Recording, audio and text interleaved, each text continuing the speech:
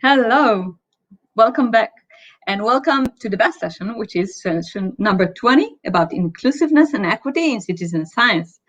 And we're going to have two presentations back to back, and then 20 minutes at the end to wrap it up with your questions and with great discussion. So without further ado, I'm going to introduce the first two presenters. Our first two presenters who are going to talk about framing empowerment, inclusiveness, and equity as aspects of citizen science are Michael Søgaard Jørgensen, who is an associate professor at the Department of Planning at Aalborg University, Copenhagen. His areas of research include sustainable design, circular economy, and social innovation. He's also the co-chair of EXA Empowerment, Inclusiveness, and Equity Working Group. Also, the second presenter in this sub-session will be Marta Oliveira. Marta is an environmental engineer with a master's in science communication from University of Aveiro. Her dissertation focused on communication, air quality, and human health. Marta is from Lisbon, Portugal, and is a member of EXA Empowerment Working Group as well. She's combining environmental monitoring, science education, public health, and equity in her dream. So please, the stage is yours. Thank you. So in a little while, I hope I can see some PowerPoints, and I will take you through. Will you share your screen, Marta? Yes, I hope you can see it. Is it okay now? Yes, no, it's there. Okay. Yeah, okay. So welcome to this session, and the and the first part of it. As I said, I'm Michael, and we also have Marta, and we will be talking about how to understand empowerment, inclusiveness, and equity as some aspects or some dimensions of citizen science. And why do we do that? Oh, it changes very fast here. Sorry. I'll let you know when I change. So why do we do this? Well, as part of this working group on empowerment, inclusiveness, and equity within EXA, we would like to collect experiences with addressing empowerment. So who get empowered by taking part in citizen science? Who is included? Who is involved, and with what roles? We would like to collect experience with that, and also make resources and maybe in the long run guidelines available for all citizen scientists, so to say. So the working group has now started a big review. Marta has done a huge work there. We have collected a number of articles and going through them, and what you will hear here is just the very first kind of impressions from some of the literature. So we're doing this to provide insight and tools for all citizen scientists in the future. Yeah, go to the next one. A few words about how we have done it. Gone to Web of Science, and with some keywords like citizen science, empowerment, and so on, found a number of articles, and then started going through them and extracting some methodological and empirical findings. Yeah, next one.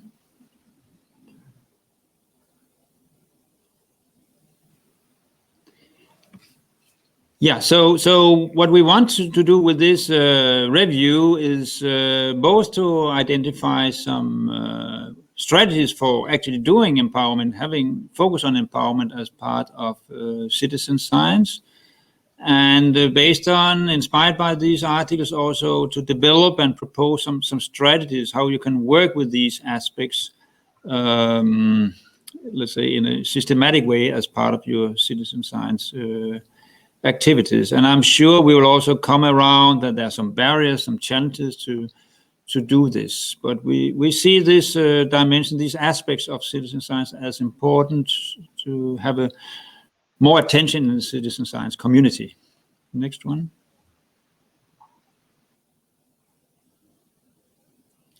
Yeah, so how do we define these areas?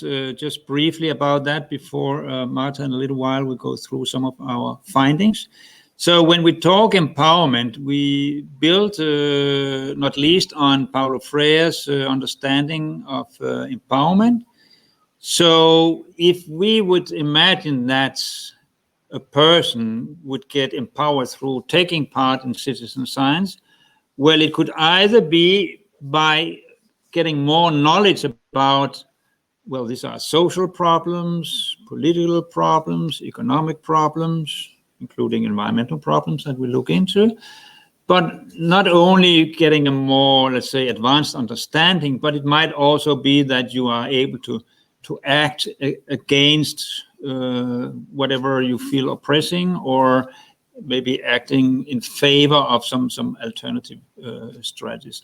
So that means that we'll be looking into whether citizen science actually give this better understanding and develop some ability to act against or for something. And who is getting empowered? Is it the researchers, or is it also the citizens, or is it NGOs? In terms of inclusiveness, we talk about, well, who are actually involved? Who are included in the citizen science projects? Is it just academia, so it's citizens, but typically they with high level education, or is it also citizens with another level of education? This is school children. Who is included? So that's what we mean by inclusiveness. And then when we say equity, we talk about, well, how are the roles in framing the research, doing the research, analyzing the research, applying the results? So is there some equity there in between what the researchers, let's say academic researchers, are doing and the citizen science researchers are doing? This is also what we are paying attention to. Next one. And I think that's actually where you will take over, isn't it, Marta? Yes, okay. Thank you, Michael. So I will go briefly over our results.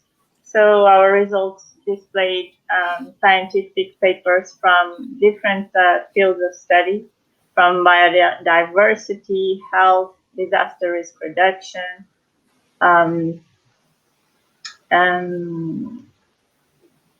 inclusive design, environmental justice are just a few. Also within different geographical areas and different definitions of citizen science and empowerment, and also different types of citizen science like urban, climate, sea, land, etc. And overall, we got fewer results related to equity and inclusiveness. So we got a total of 61 results, and only 8 for equity and 18 for inclusiveness. And we also got repeated articles. So when we have keywords as inclusive and empowerment, we got 4 repeated articles. And when we combined equity and empower with citizen science, of course, we got 1 repeated result.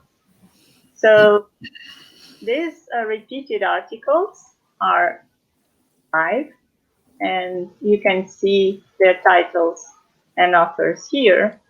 And they were 4 of them were open access. 1 is non-open access, and they include areas such as design challenges, hydrological risk, inclusive water governance, public health, and urban forests, and environmental justice. Now I will move into the barriers and the challenges we could identify. So as for the barriers, they can be non-technical, as for example, no internet connection or low internet connection. And the barriers can be non-technical, such as low scientific literacy, illiteracy, lobbying, and having no access for evidence collection, conflicts of interest, uneven power relationships, and Moving now to the challenges, they can be various. They can be ethical, like is there an informed consent in a citizen science project, for example. Challenges can be also related to over or under representation, and also environmental justice concerns related to the user-generated data. Challenges we identified also include preventing tokenism, which means participants being there in a project or an initiative just to give a false impression of being a democratic process. So other challenges relate to technical and communication, like the information collection or processing, and also with the communication of the results back to the participants, and ensuring that hopefully ensuring that communicating the results back to the participants will be done in a comprehensible way for a non-scientific audience. Another challenge is ensuring a user-centered approach. And last but not the least, a challenge related to developing principles and frameworks for evaluating the citizen science initiatives, and frameworks and principles that ensure scientific competence, and also attend the questions of equity, responsibility, and empowerment of those most vulnerable. Now, we will switch to the strategies we identified, and we try to organize them in separate slides. So we will go one slide each, one for empowerment, one for inclusiveness, and another for equity. So regarding to empowerment, we could identify strategies that relate to a knowledge that there are different values at different levels, and get familiar with the local context, the local social, cultural, and political context. Another strategy is, of course, to try to have mutual respect and mutual trust, and this requires time and shared experience, and also adapt training. So if you are developing a project, or thinking or planning to develop a project, don't just assume that you will do it like this. You might have to adapt the training process according to the traditional values and the local context. Another strategy is to be aware of systematic data gaps, and also to co-design, because co-designing fosters a sense of being a stakeholder. As one of the authors, we reviewed capable and productive partners in designing even better research, and then allowing to lobby governments for reform. So now, more strategies, but for inclusiveness. Again, ensure dialogue and critical reflection to promote respect and building relationships. Incorporate multiple kinds of knowledge. Use plain language so the communication is understood and everyone is on the same page. And also try to align research questions and training with the community concerns and priorities. And as one of the authors puts it, it's what might be the difference between participants feeling like an object of research or collaborators.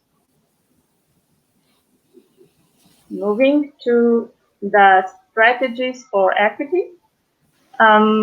These strategies include asking questions that address community concerns.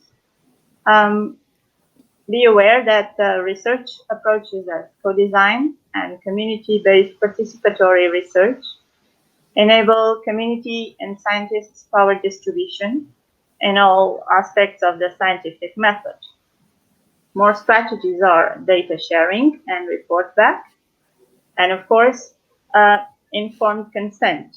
So think ahead and consider how your research findings may be used. And if you remember on other slide before, I also mentioned the key principles on equity and empowerment related to the evaluation process. So I'm sorry, I will skip these 3 slides because they are just a few examples for the discussion period if needed. So now I will briefly mention that our work, of course, has some limitations. So the number of results reviewed was different for the different keywords.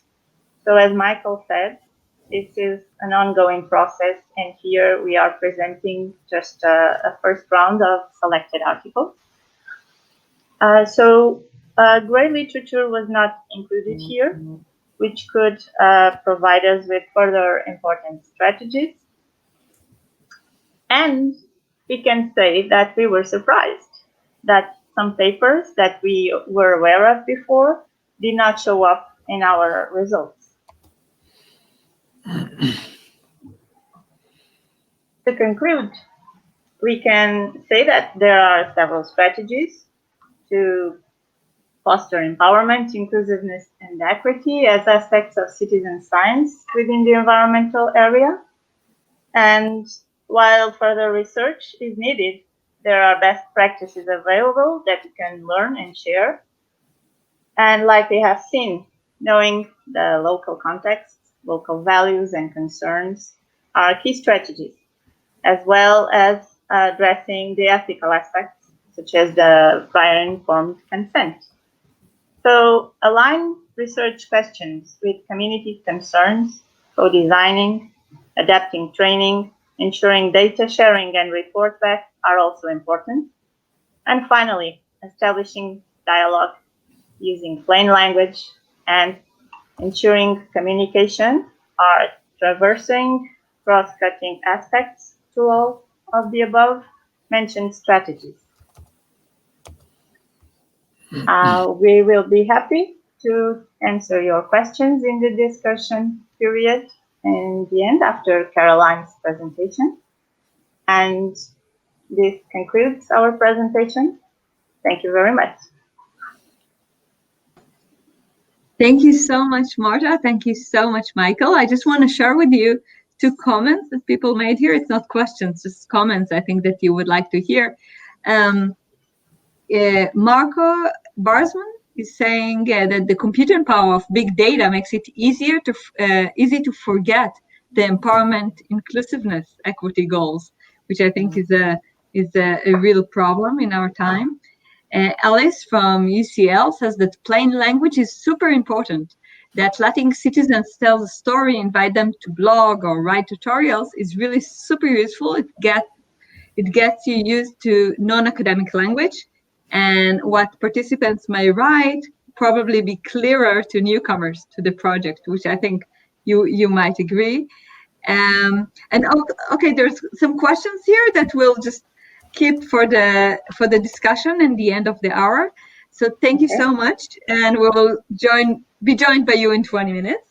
And now I would like to add to our session Caroline Nickerson. And Caroline is from, hello, Caroline, you'll tell us where you're from because you're already here.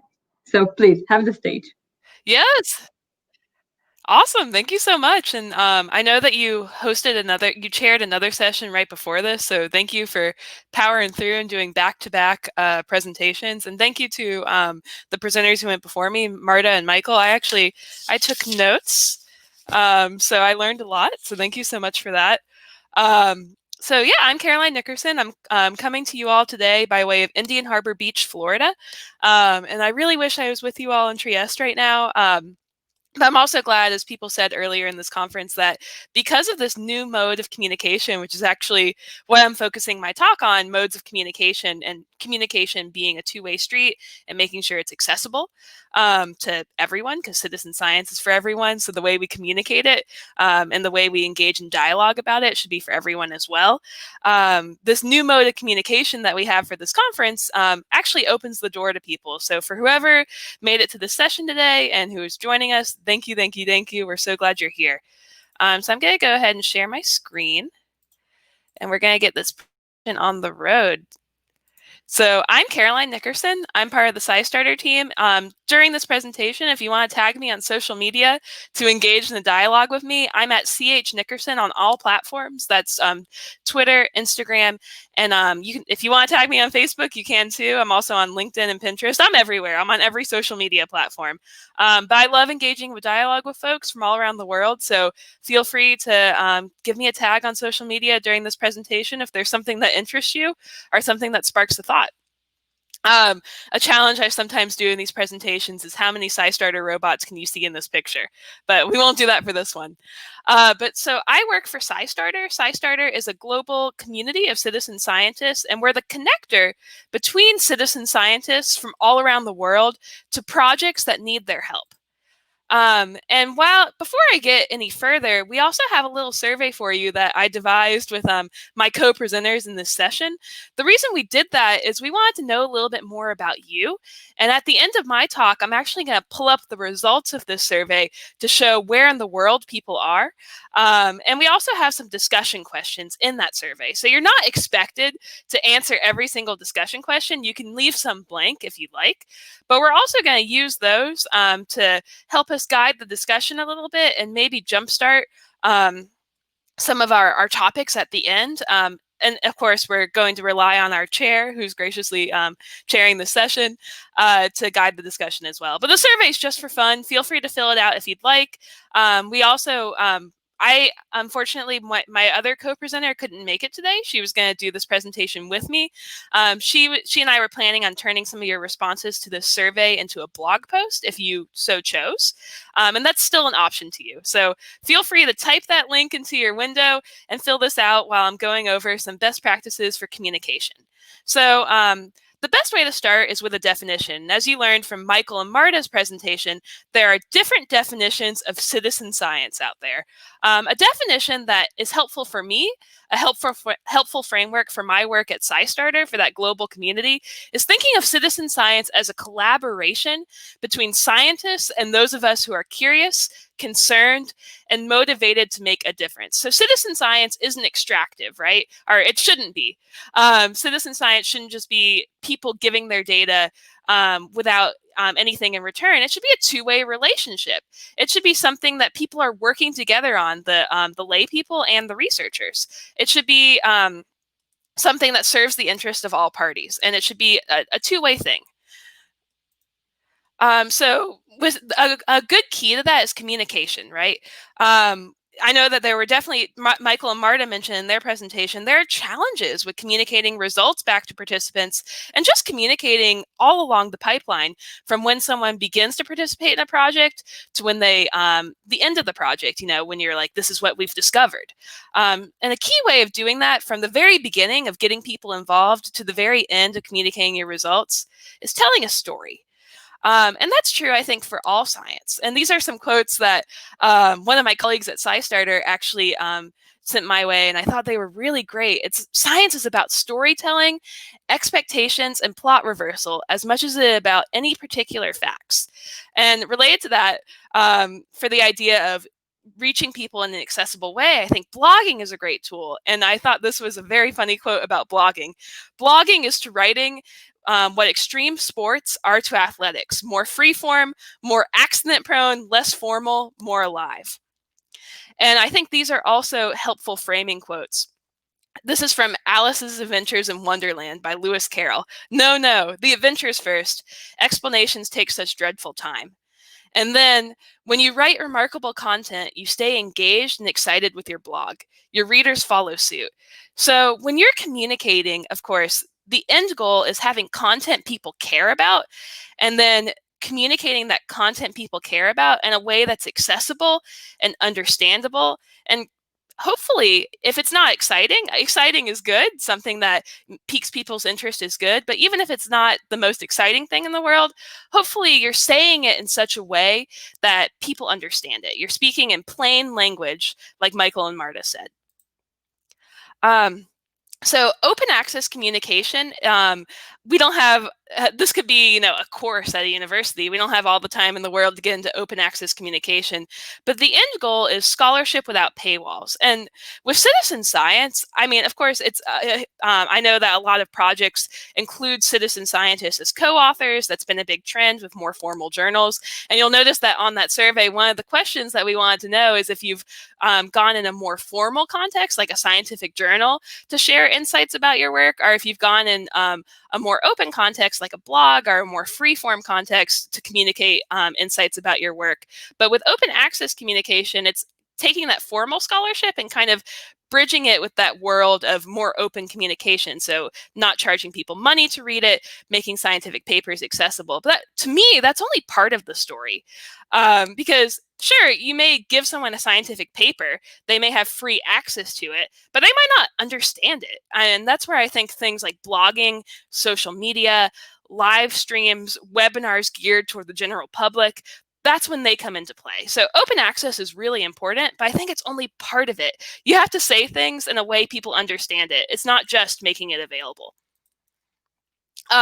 So we at SciStarter, we actively engage in communication with the public, and we meet people where they are. And I encourage you to as well. And it's not perfect. Of course, we're learning every day. We're incorporating new best practices, but the important thing is to be creative. So try a blog, maybe try a live stream like a webinar and just invite people into your Zoom, of course, with all the safety precautions enabled to avoid Zoom bombing, but maybe do a live stream, maybe try doing a Twitter thread. And the key thing, this carries across all different platforms, whether you're writing or whether it's a more visual medium or whether it's something like a podcast, which is just sound. You want to tell a story people care about. And the way to do that we found at SciStarter is giving them a call to action. So I think about climate change or citizen science projects that deal with climate change or environmental problems that are quite frankly depressing. You don't want to just write a blog post saying how bad everything is and not give anyone a way to do something or participate or take action in some way. And citizen science is a natural fit for this, because if you're writing a blog post about a project, the natural call to action at the end is participate in this project. Or if you're writing a blog post about a project and communicating those research outcomes, the call to action at the end could be, this is how it will fit into wider society. So a local government could do this, or civil society could incorporate these findings in this way. You just want to give people something to do at the end of any sort of communication you have. You want to give them a call to action.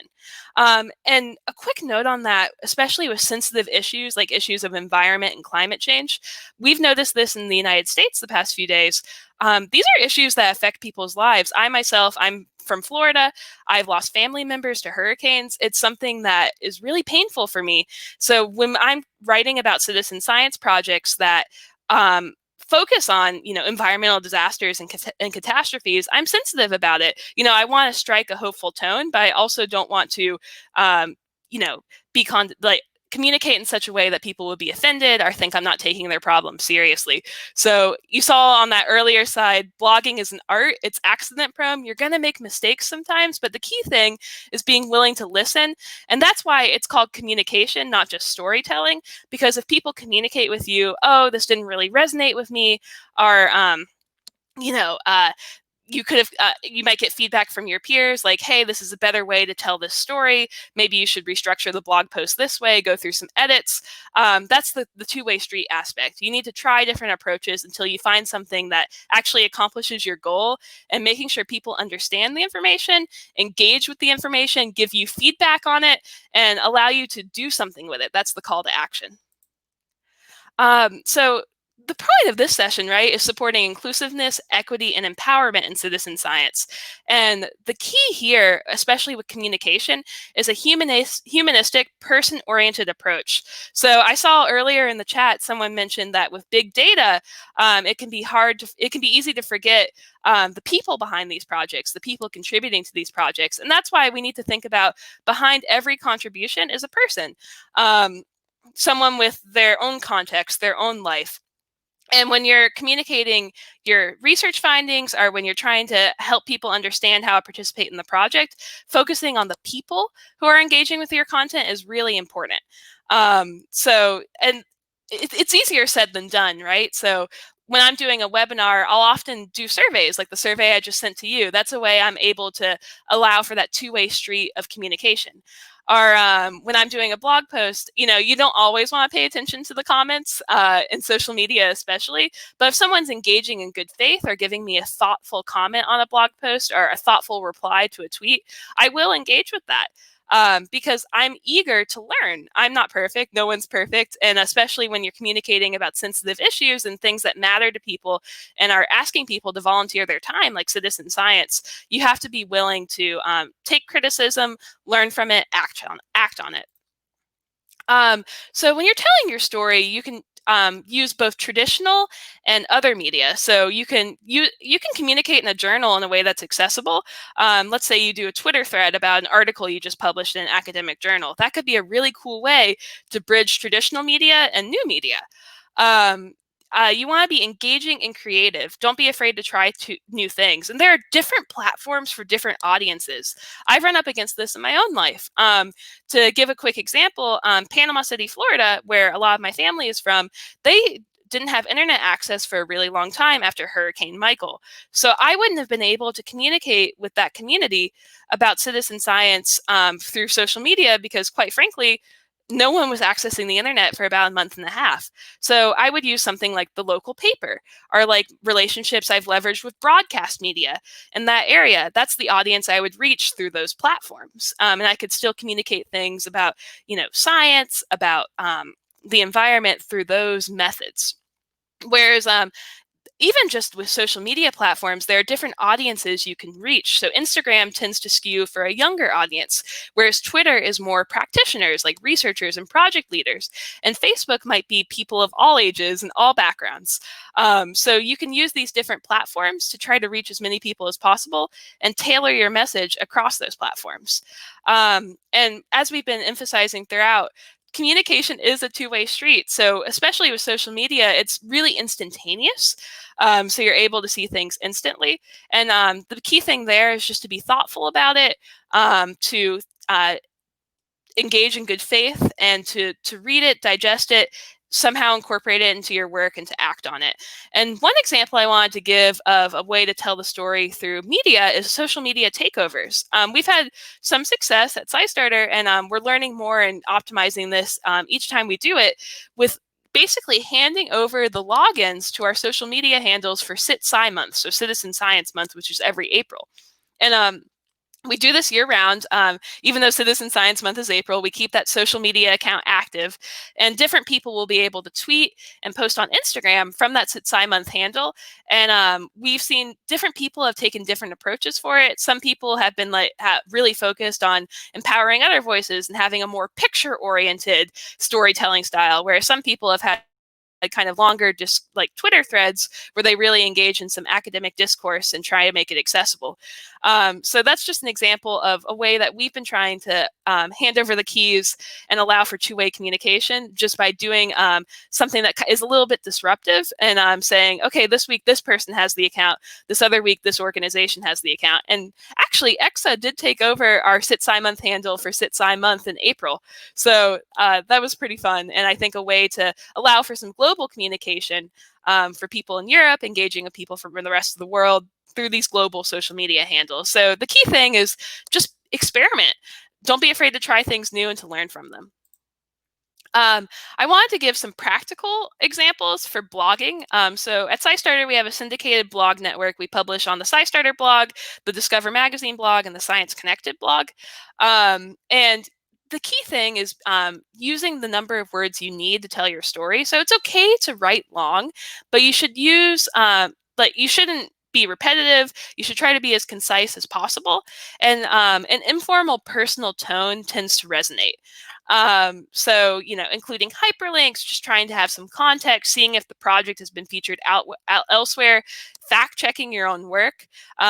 That's something that you run up into with science communication again and again, making sure that you balance the accessibility with being as accurate as possible. And you can do that through that very helpful term Michael and Marta had, plain language. That's the key here. And that's a really important key for blogging. And that all-important call to action, I can't emphasize that enough. Having something actionable for people, something they can do with the information is really, really key.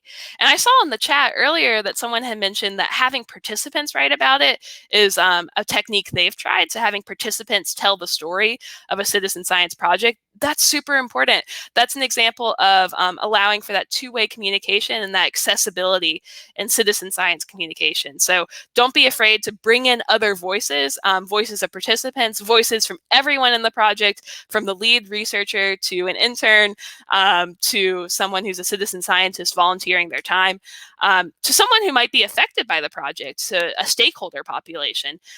Bringing in all those different voices is super important, and blogging is a way that allows you to do that, and a way that's accessible as well. A traditional journal article, even if it's open access, it may not be as accessible to folks as a blog, which is a little bit more freeform. You can structure it as you'd like. You could just do a Q&A or different quotes from people. You could just do a photo story. There's lots of flexibility here to tell the story you need to, and to empower the voices that need to be empowered to communicate a certain topic. And we use AP style for blogs. Blogs, as we mentioned, are freeform, but I just wanted to give some quick hits. I think having some standardization and something to fall back on while you're communicating, especially in a blog context, can be helpful. So, capitalization, just abbreviations and acronyms. This is a really important one, whether you're using AP style or not, avoiding that alphabet soup. So just trying to spell things out as much as possible, I think, is really helpful for accessibility. And just so people know, AP style is called Associated Press style. It's just something that helps me as I go back and say, do I need to put a period here at the end of this sentence, or at the end of a list, or should I capitalize this? Or it's just an easy thing for me to check to just make sure that my work is as well formatted as possible, and it's something that helps me edit other people's work. But use whatever style works for you. There are a few different ones. I know there's Chicago style, AP style, though, is if you're doing public-facing media, it tends to be the most widely used, and it's a pretty helpful one. Spelling and numerals, you can get some guidance on days, dates, times, names, etc. With AP style, it's easy to check. And in general, this is just super helpful as you're blogging or as you're maybe communicating through news media or newspapers. Just spell out numbers 1 through 9 and then use figures for numbers 10 and higher. So I just thought I'd highlight those tips. Those are kind of like a quick hit, some basic hits of AP style highlights. And there are so many materials about AP style online, but the style guide, of course, is the all-time fave. And different people have created special AP style quick reference guides for example, public health and environment. This is one link that's worked for me. And there are different slide presentations online for AP style basics. So all of those I think will be helpful to you. So how have you grappled with empowerment, inclusiveness, and equity in your own personal experience?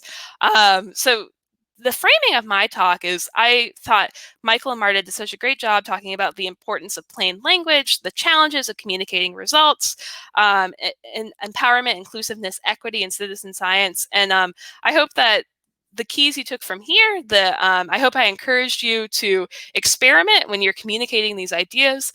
I hope I encouraged you to try different media styles, to not be afraid. Social media is great. Blogging is great. Traditional forums like journals are great as well. The main thing is just to get your message out there and to engage in two-way communication.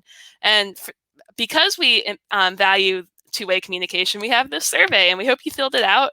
I'm going to go ahead and go to the results of that, and we'll see Oh, we have 12 responses. All right, let's see.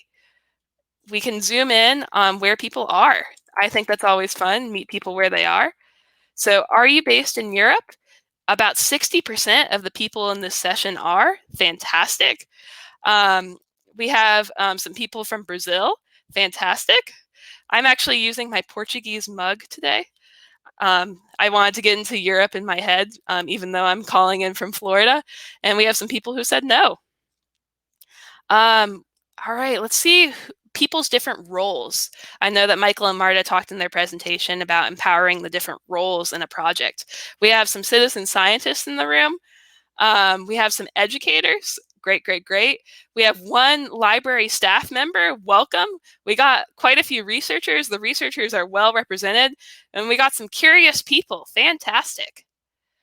And it looks like most people are very familiar with formal scientific publishing. Some people, and we have a mix of responses otherwise. Some people have a little bit of experience. That's great. All are welcome in the session. I think the main thing you should take away is with different media, it's very flexible and you can try new things. And oh my gosh, people have not only published in a formal context, they've also published in an informal context. So blogging, social media, and we also have some no's and unsure's. That's fine too. Just don't be afraid to get out there and try. You can use something like Medium. Medium's a popular free platform for blogging to maybe get your thoughts out about something like even this session. You could live tweet it. You could blog about it.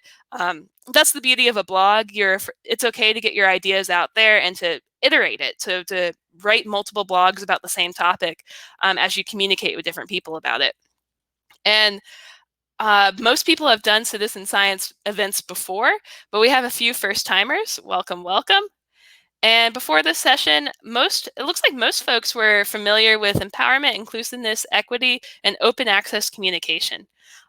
So that's great. It looks like you all have heard these concepts before in your careers. And in the chat, I'd love if you all could maybe tell us a little bit about new things or new frameworks that you may have developed in relation to these ideas that you've heard about before.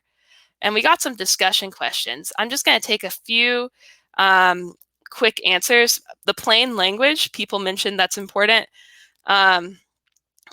Based on what you heard about framing empowerment, inclusiveness, and equity as aspects of citizen science with the environmental area, do you have ideas about how you take action or how other members of society should take action? I think communication is key, as we are seeing from these answers. Barriers differing between different communities, that's so true. Context is everything. What techniques would you use to communicate these ideas? Are there certain storytelling approaches you would take? Looks like people like blogging. Ooh, short YouTube videos. That's a great one. I love multimedia communication. Nonviolence, that's huge. I mean, I think citizen science is something that ties in well with that. The idea of promoting peace, promoting a better society. Community meetings would be appropriate in the context of local people we deal with and addressing snail-borne diseases in Uganda. That is super interesting. That would be a really cool blog post if you wanted to communicate out to the rest of the world. Maybe empower the voices of those local people and put in a public-facing global blog post. And then, is there a discussion question you want to raise with the participants in this session? People are interested in how to engage citizens in a democratic way, including people with disabilities and citizen science project, intersectionality. Oh, wow, this is so awesome. Blogging, the legitimacy of blogging as an art form. How can we make it a legitimate scientific tool in the world of so many bloggers? These are all really good questions, and there are no easy answers. I think what you'll find is the two-way communication will be really important for all of these different questions. As we work with the people affected, for example, people with disabilities. And the key thing is to listen, especially for this question, about what works for them and what's best for them. And anything else you'd like to share? We have a few responses. Oh my gosh, this is awesome. I know I'm about to have to give up my time or to yield to the main discussion. But some positive responses here. People have a wider understanding of CS. We have a really cool story about the Galaxy Zoo Forum. let's see. Oh, this is so cool. They basically, to give a quick summary, because I know we're going to go into the main discussion in a second, with one of the projects, they had a forum for participants to contribute. And by having objects of the day, that encouraged people because they wanted to be recognized or featured. Everybody wanted to be credited on the object of the day. And it was a daily news, a reason why people would visit the forum regularly to keep up with what was going on. So that's a really interesting mode of communication, allowing people to giving them the structure, saying every day there's this news, giving them that format, and then allowing the people to supply the content. So this is amazing. Thank you, all of you, for your responses to the survey. I know I'm not going to scroll down anymore because I know some of you mentioned that you might want to do a blog post or you might want to get in touch with Michael and Marta. So we'll follow up with you about your responses to the survey. And with that, I just want to say thank you. I'm going to stop sharing my screen and yield my time to Ayelet. Hello, Caroline, and maybe Marta and Michael can join us as well to a group discussion. So thank you very much for your presentations, and I think it really had a lot of response. So maybe we should scroll through people's questions. So Henk Mulder says, do we need informed consent for the professional researchers involved in citizen science, including acknowledgement of equity and inclusiveness? What do you think? Well, I mean, then there should be an organization maybe like EXA that would put up some, let's say, ideal criteria, and then you could maybe say, well, this project is organized according to the EXA recommendations for whatever inclusiveness, equity, and empowerment. Interesting. So you're saying that formalization might be in place? Could be. I mean, well, I work also a lot with standards and that kind of things. Of course, it can become hot air, but if people are serious about it, then maybe some, let's say, checklists or good advices, and then you subscribe to them and then combine it with that we actually in the community share experiences with applying this type of advices. That could be a way forward. Yeah, that's an interesting idea. So Monica Siskovic thanks you all for the presentations, and she's asking how many. This is a question to Marta and Michael. How many papers did you find up to now, and how many of those did you include in your review? Okay, maybe I can answer to that one. Thank you, Monica, for the question. So we have total results of 61 articles in our database from the Web of Science research we did using those keywords. So 61. If you remove the 5 repeated ones, we have 56. So we started by reviewing those 5 that are repeated, and then we slowly reviewed 4 more. So 9 to answer your question. Okay.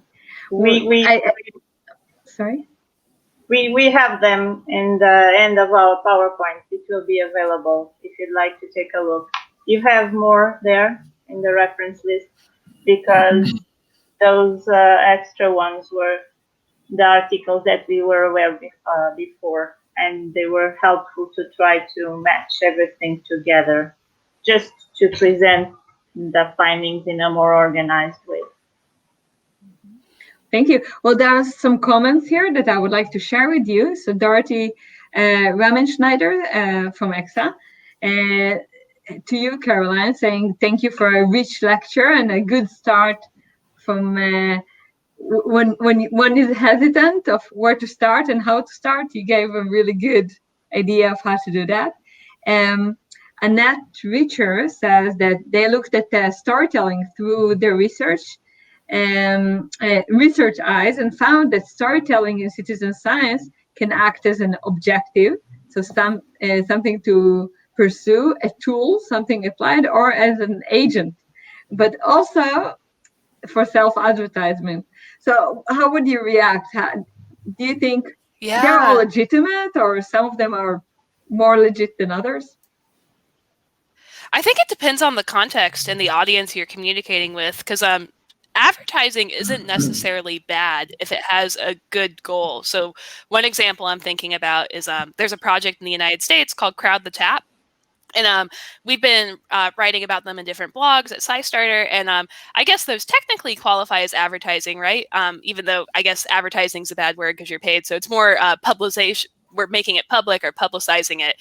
But it's not bad to get the word out if you're trying to get more participants for a project like Crowd the Tap, which is trying to help people create an inventory of lead pipes and monitor whether or not they have safe drinking water. So that's a context where it's good to advertise. It's good to get the word out. Whereas, and depending on the context, so if it's an objective, something to pursue, that's not bad. If you need to do that, if your end goal is, oh my gosh, we found this amazing thing about astronomy that would be really interesting for people and maybe excite them and make them feel good about being a human and knowing more about the night sky, then that might be a cool objective to pursue because you're just entertaining people or trying to enlighten them about the world. And the tool and the agent as well, all of that, it's really context dependent. So, I mean, I think the main thing here is intention, trying to have good intentions and not being afraid to learn because you're going to make mistakes. You might misstep. Maybe you're using it as an agent where you're supposed to use it as a tool. So just not being afraid to listen and take that feedback and then iterate again with the next time you try to communicate. Okay, thank you. So there's more comments here. Barbara Carneo says from EXA, Ditos, we launched a student online challenge where students could create videos or other ways of storytelling, like comic strips or drawings to tell about their citizen science projects. The idea was very interesting, but unfortunately, we faced problem with sharing and making the challenge more visible. Of course, that's a problem. Many people thank you. And I see another question here. So Kevin Altman to Caroline. Would you conclude that citizen science is evolving into a direction where we don't pull volunteers in the classical institutions and create spaces for participatory research and empowerment their autonomy? Should this be the future goal? I think this is a good question for Marta and Michael too. But I think citizen science is, I definitely would say it's evolving. But I think when you're in the evolution of something, it's difficult to know what direction things are going in. And I think we learned with Michael and Marta's talk, there are different definitions of citizen science. And for my definition, the definition we've been operating under at SciStarter, it's definitely a collaboration. And it doesn't necessarily have to be in a classical institution, but classical institutions aren't bad. I don't want anyone to take from my talk, oh, I'm never going to publish in a journal again. Just Twitter threads for me. No, we can do both. And they can complement each other. I'd love to hear Michael and Marta's thoughts about this. Yeah, I think we shouldn't draw up a contradiction there. I think actually the eager for us to work with this area is how to combine citizen concerns with those resources that are at the university. And my concern has especially been precise not to turn citizens into cheap labor collecting whatever numbers of birds or water samples. So I think there's a challenge here, but I think in many cases it also be through the cooperation with, let's say, professional researchers, university researchers, that some data can actually give meaning. And I like there was a question from Marco Bas, let me find here. Marco Basman from INRAE in France, that the computer power of big data make it easy to forget those, let's say, values of empowerment, inclusiveness, and equity.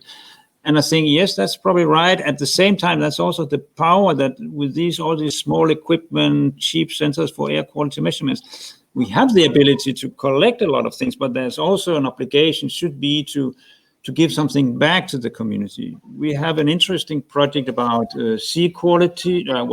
Sea quality in Denmark that was actually made as a cooperation between researchers and a national NGO with 100 local groups. And the researchers would never have been able to go out there and get those samples of water and look for fish DNA.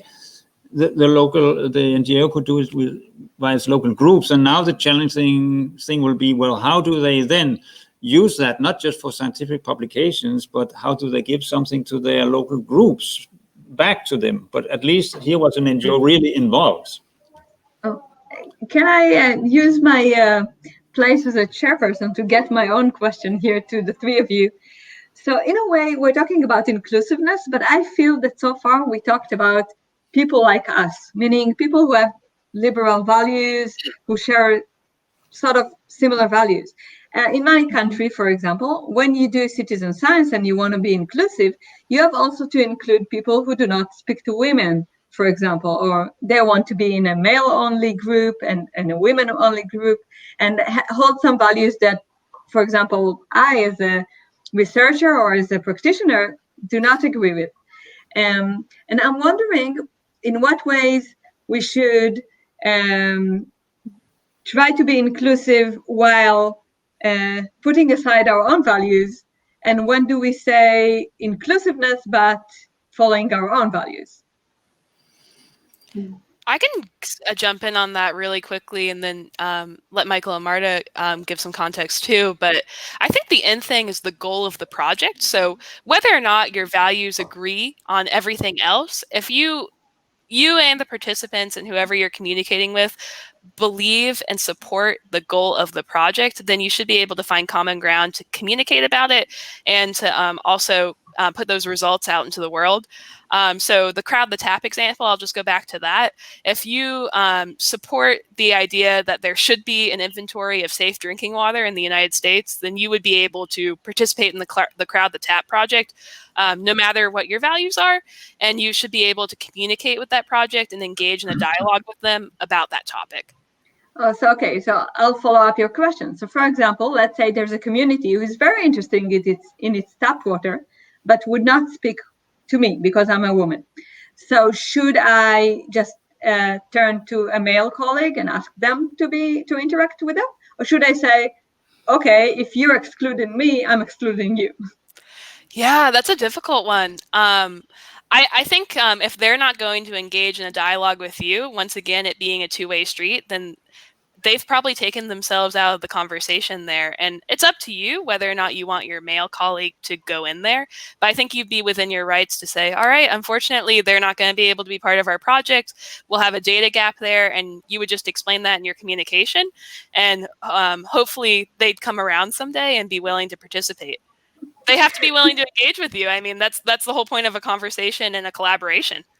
So you do put your own, in a way, values before the goal of the project, which is fine. I'm not excusing. I'm trying to get the answer. What do you think, Michael and Marta? Yeah, I think also if somebody said, well, we don't want to talk with you, I would definitely turn to other partners that want to be part of a project.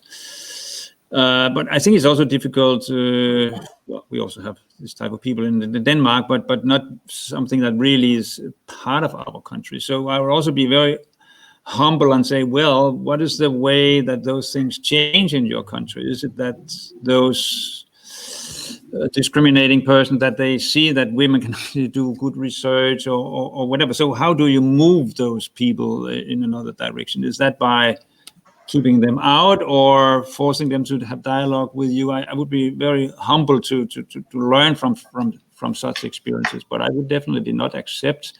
They say, well, we don't want to talk with this woman here that is part of the team. Because that's also an issue of inclusiveness, of course. Marta, you were about to say something. Yes, I agree with Michael. So be humble, and communication, like Caroline emphasized, is a two-way. So if at the starting point we exclude someone because he is a man and he says, I am not talking to you because you are a woman, that will not take us anywhere different, any place different. So as I agree with Caroline, that it of course depends on the goal of the project and the expectations that everyone involved have.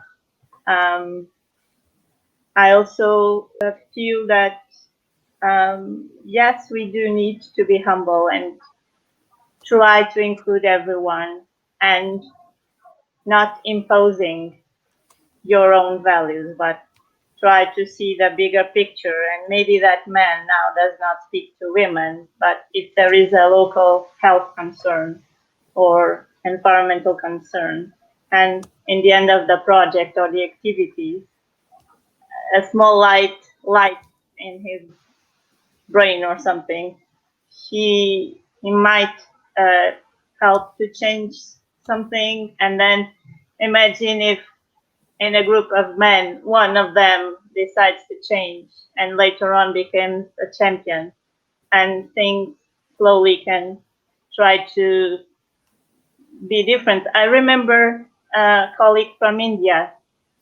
I think her name is. I want to hear a story. I'm just saying that with that we'll end because the time. Yeah. Yes, I don't know if Caroline or Michael want to say something. I was just fine. So I would like to thank all the three of you. It were really beautiful presentations, and I really like the discussion in the end as well. So thank you very much, Caroline, Marta, and Michael, and thank you to the technical support, and thank you to the audience. And I invite you all to a lunch break. So join us for the. Maybe then a last comment from us at the. I think both on our PowerPoints and at the end of the questionnaire, there's our email addresses and also a link for the working group on empowerment, inclusiveness, and equity. So if you want to join or get on the mailing list, then find us there through the EXA website, or just send one of us an email, and then we will include you. So please, everybody, join the group. So thank you very much, and we'll see you at the next session. Bye-bye. Thanks, everyone. Bye. Thank you. Thank you.